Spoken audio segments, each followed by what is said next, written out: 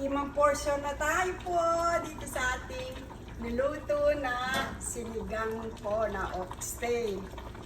Limang portion, kain po tayo ng tanghalian.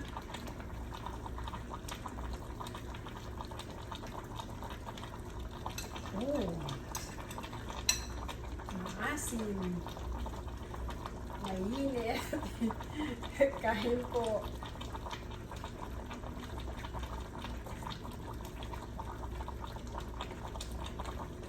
Tama lang yung pagkano ng gulay natin, malutong pamilya. Kain po. Sarap ng sabaw.